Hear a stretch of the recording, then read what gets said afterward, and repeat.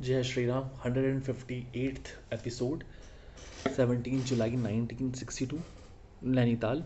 The topic is सबकी भलाई चाहो। लगी लिव जिन खे पूछो तिन जा पार मिलिया से महरम खे जहमें विधि नाहे वार। आशिक इस बात कही जिक्री जाहिर जात महरम खे माकोर पई हुई मुँह में जालात। चशम चरो खोले डिढऊं नूर निर्वार शमस कमर जित डीह नाहे रात। आशिक उछल देई कयऊं उते उताक अर्श खां परे उडी जोड़े दरस दरबार। खलक खालिक जित मुल्क नाहे मौत ब्रिसन सुणण कुछ ऊंदह नाहे जोत।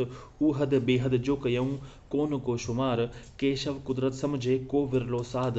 मिलियो जह के मुर्शीद आरिफ उस्ताद इशारो अलस्ती लखे अजगैबी इसरार। कर्मणा गत गहन सब खेल देखा जा रहा है, बना तो पहले ही पड़ा है।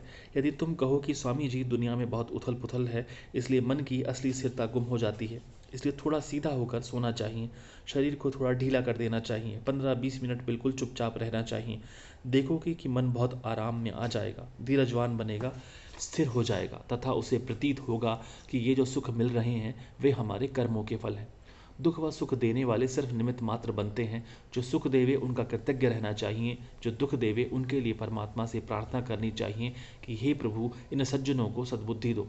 भीतर दया का सागर पलटा देवें कि अपने लिए व दूसरों के लिए सुख वाला व्यवहार करें। हे दीन बंधु दाता हरता करता जगदीश प्रभु सबका भला करना, सबका भला करना, सबका भला करना।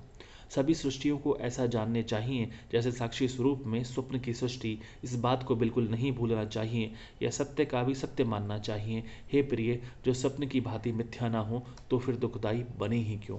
धन्यवाद। जय श्री राम।